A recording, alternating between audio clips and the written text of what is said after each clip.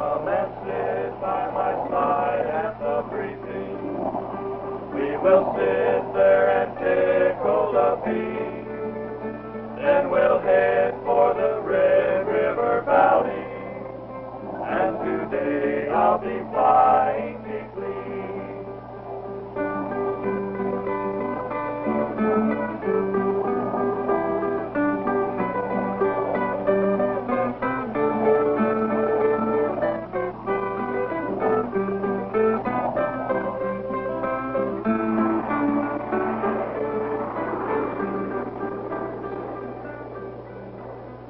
We've got 3 lieutenants coming in behind this F, and they just finished their 100th mission.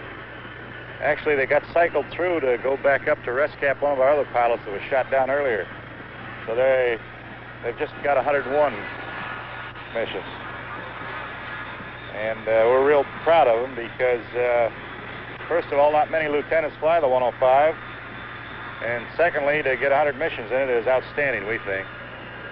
So we're going to meet them here at the end of the runway and take them on up to the parking space, give them a bottle of champagne, and I imagine they're 3 happy boys. When all is said and done, you really cannot adequately relate a war. War is too potent, too personal. War is living and laughing and crying and dying. It has always been the man who fights who can best report a war, if he will. True, his story may be confused, sometimes harsh, sometimes boisterously non-committal, but it is real. This is one segment, one small insight into our present war. This is the 105 story, the story of pilots flying over the Red River Valley in the heartland of North Vietnam. Beyond this river barrier, a great concentration of hostile weapons awaits the arrival of Air Force fighter bombers. Any mission north of the Red River requires a special courage known only to the men who must fly again and again into the area until they reach the magic number 100. 100 missions, a completed tour. These are the men of the 388th Tactical Fighter Wing during the month of November, 1966.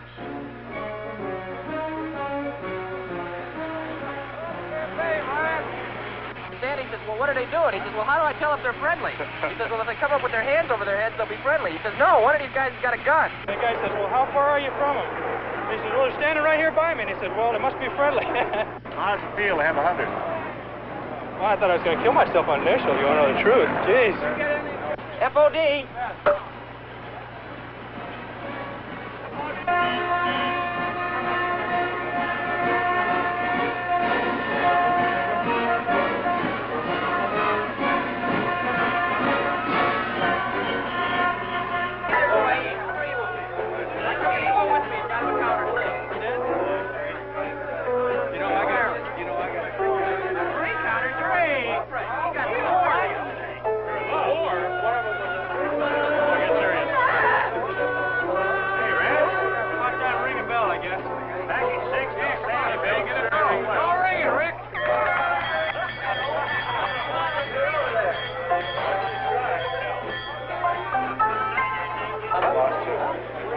They didn't know where he was for a while, and then they saw a lone D up there, and he said, all right, that's 2, and he just lost the radio.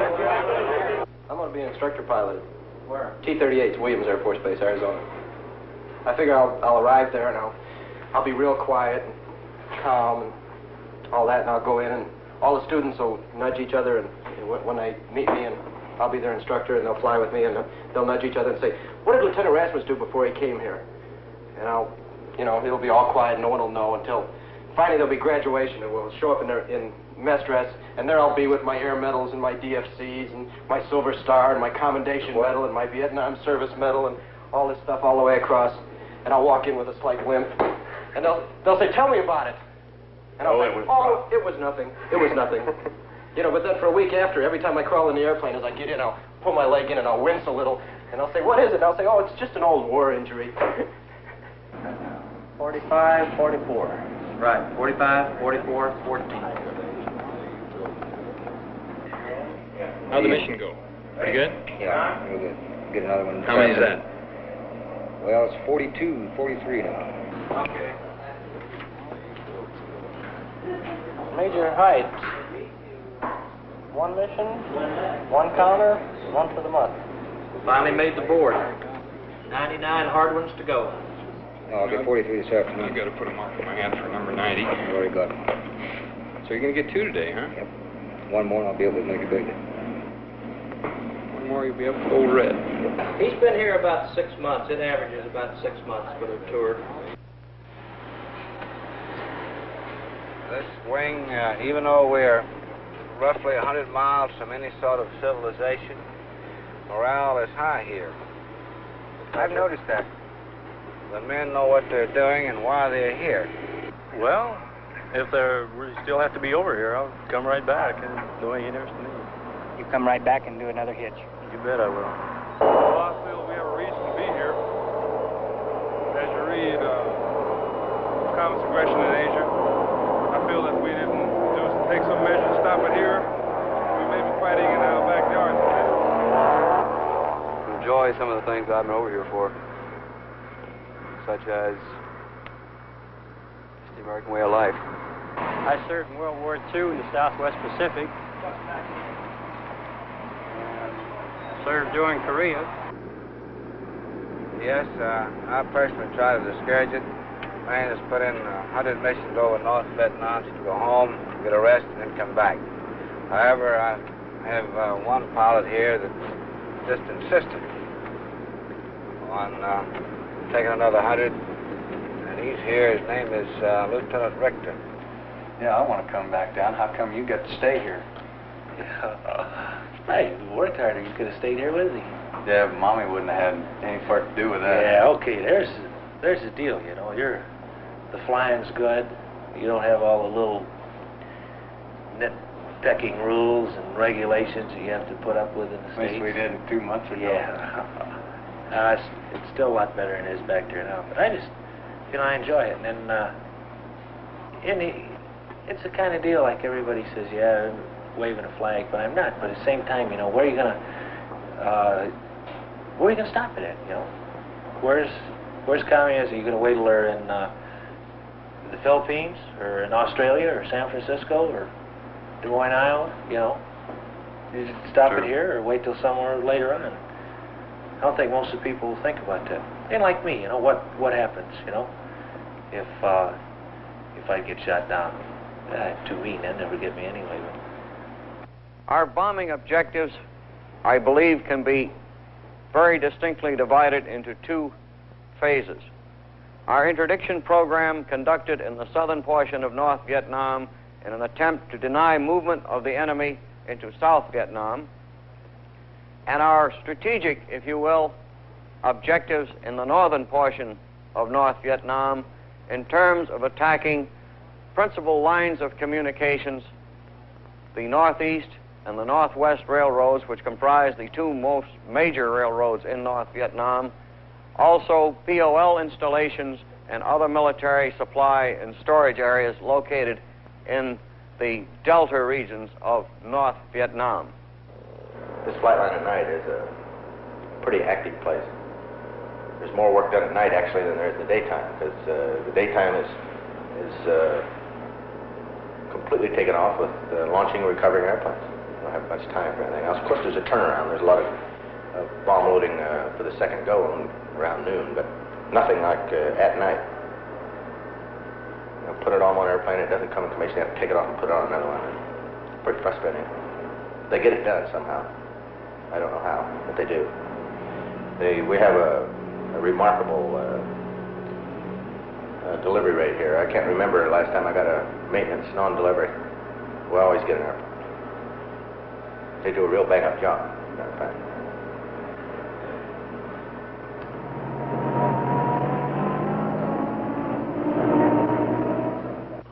Sir, tomorrow's target is the Yen Ben Railroad. It's the largest railroad in all of North Vietnam. Its function is to control all the traffic coming in from the Northeast Railroad and the Northwest Railroad into Hanoi. It then controls all traffic going south. It's located 5 nautical miles north of Hanoi. Its defenses include a heavy concentration of AAA, and there are 26 known SAM sites in the area. Roscoe was brought here by a pilot from Kadena, who was temporarily assigned to the wing. When the pilot was shot down up north, Roscoe sort of became everybody's dog, the only dog allowed on base. Now Roscoe's a free agent and goes everywhere, sort of a tramp with a big heart. But lots of guys, for instance, don't feel right unless he's sitting there in a commander's chair during the mission briefing. They say if he sleeps, it's going to be an easy mission. If his ears perk up, watch out. We hear an awful lot about surface-to-air missiles. They're called SAMs or referred to as SA-2s. This is a picture of an SA-2 site situated in the immediate Hanoi area. A close-up of this particular target would look something like this. Very clearly, you can observe the presence of SA-2 missiles.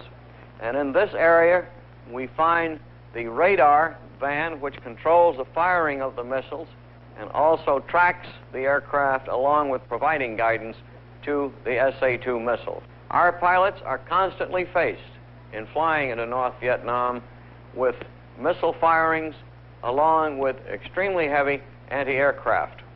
I kind of call it the dry throat mission myself. Usually I come outbound from the target and I'm just kind of sucking that water bottle dry throat.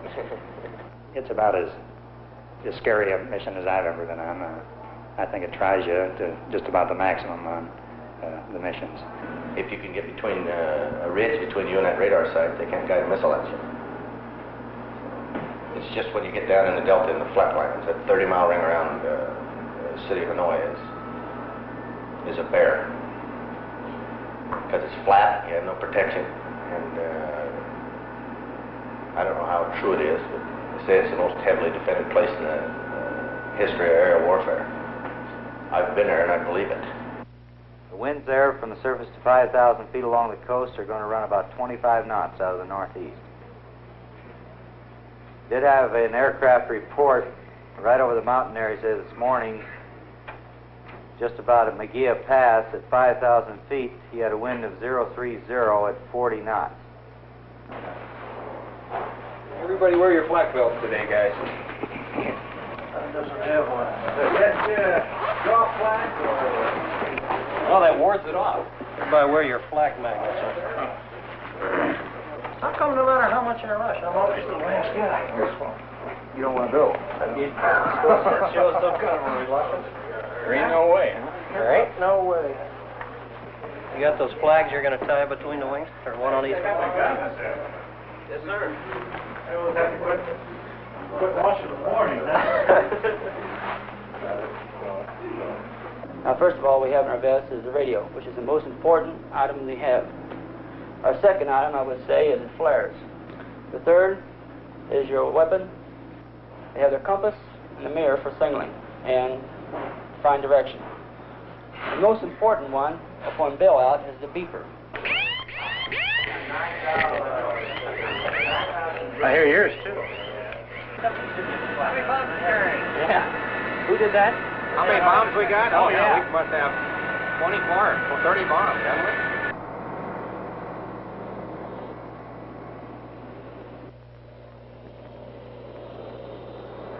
Who belongs to this one? 148. That's mine. 148. Don't kick my purse out. Okay, I won't kick your purse. Hey, we're going way up. Way up north.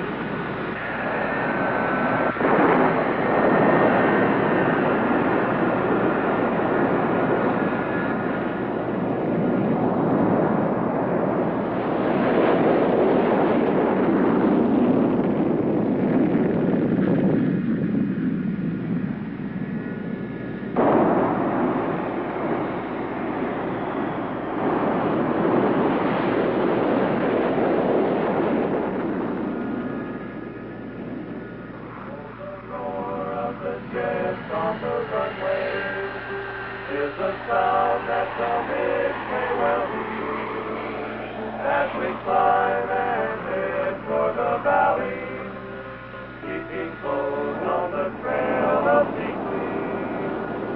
Oh, we're flying high to the valley, on the way to a job to be done. Flying high down sun in the valley, keeping close on the trail of P1. One thing that happens at the tanker that everybody remembers most, that's where the adrenaline starts to pump. The airplane's working all right, you got the tanker, and it accepted the gas. That means you're going. That's your last chance.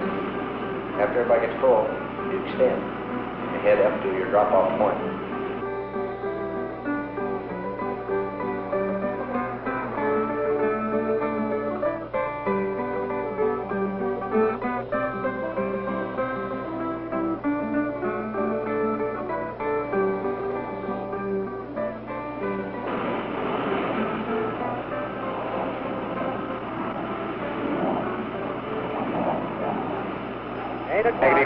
South of you, just about to the second river. I have 4,500 pounds. Roger, I'm going to hold 240 here till we get to red. I'm just crossing the river now, Steele. Red river? Got Eagle 4 check.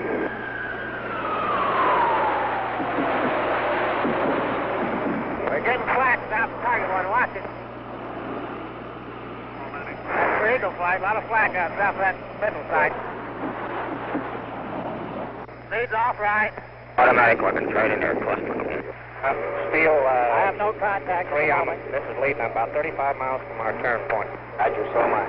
Okay, Steele lead's going to start a left turn and come over here just a little bit. Getting a little action right below me. Phoenix lead, we getting close to the turn point? Roger, I'm turning right now. There's some smoke over on your right, Steele. Showing it high. Get over here to the right, something. They got things going back this way, and they'll be right in front of us. Roger. Going after it.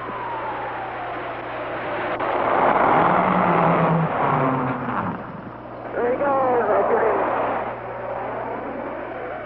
Okay, Detroit, there's a MiG going, turning south here.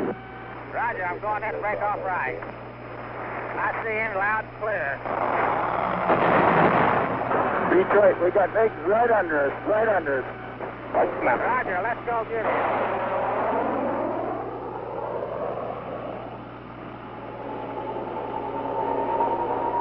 Roger, I'm right over the target right now. I've got a 17 right in front of him.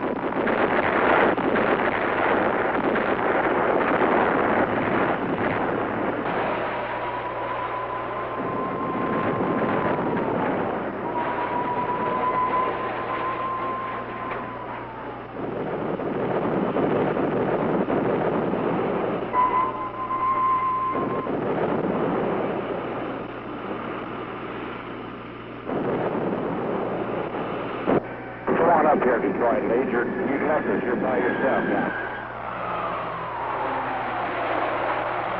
Roger, I'm mixing it up with 3-4 MiGs.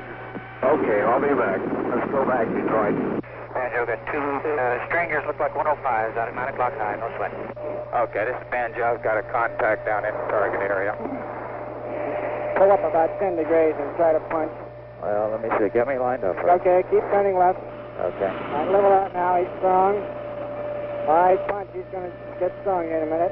Okay, I got him here. All right, you got him at 12 o'clock and 1 o'clock. Have a look down in there, Banjo. Strong. And launch. Take it down. Take it down. All right, this is Banjo. We just launch. got a launch. Take it down, Chris. Which way now, then? I'm in a cloud. So get the launch. 11 o'clock. We can take it down. Roger, Banjo, take it down. We got a launch. I see them coming off the pad at 12 o'clock. I think we're all right for the time being. Everything else looks good. Okay, Detroit, let's get out of here to the southwest.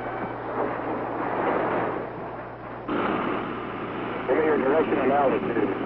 Roger, I'm going 240, right on the deck. Oh, tonight at the bar they'll be singing. In the States it had always been fun.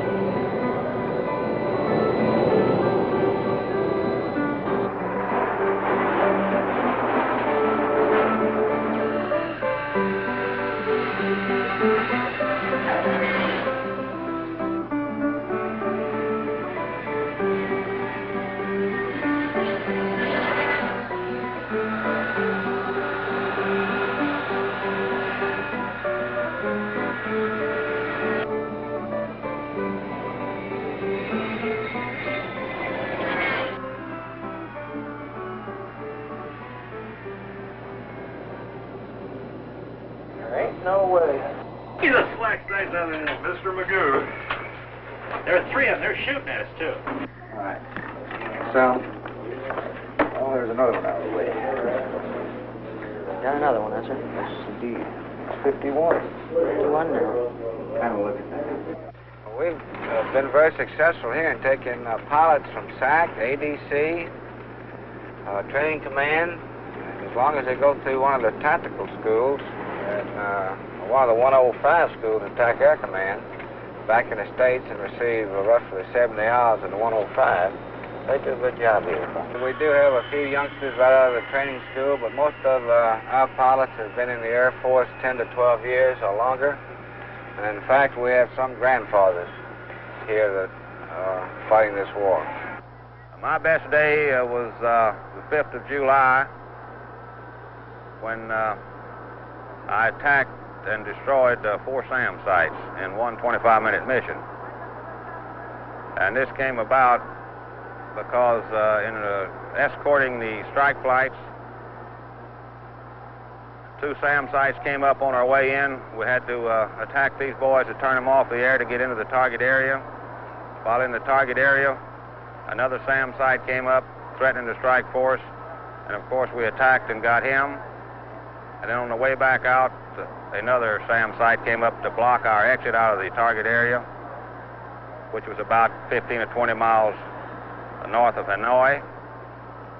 And we only had 1 pot of rockets and 20-millimeter cannon ammunition remaining, but he fired 2 SAMs at us, and we managed to acquire him visually and put the rockets on him and machine gun him out of commission.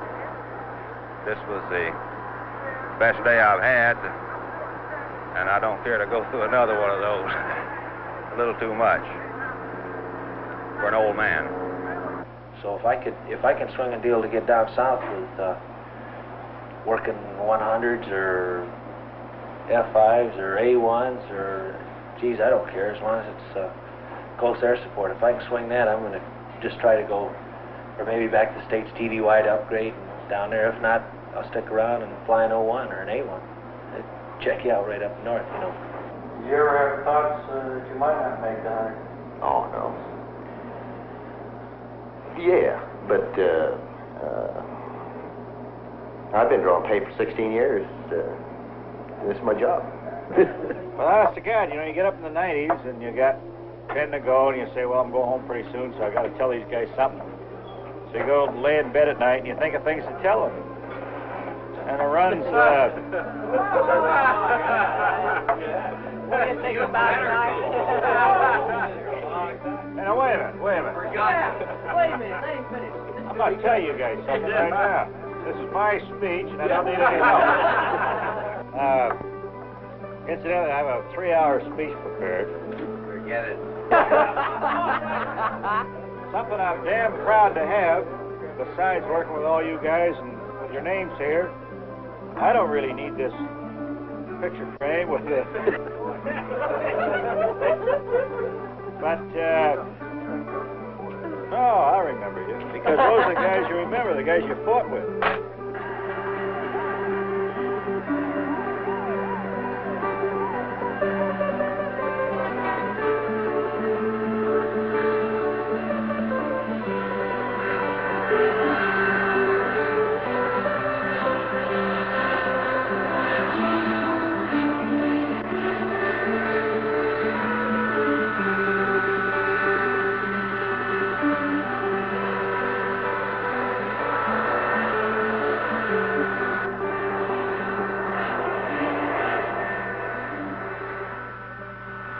This has been the story of fighter-bomber pilots at Korat Air Base, Thailand. For the flyer, living the hell over Hanoi, facing up to the odds, there is the simple yet poignant phrase, there ain't no way, there ain't no way, there ain't no way.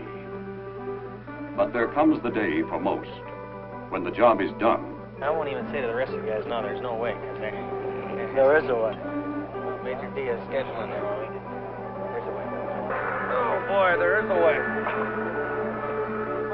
There is a way. Very difficult to smile this morning, isn't it? Where's old Harvey? He's down there.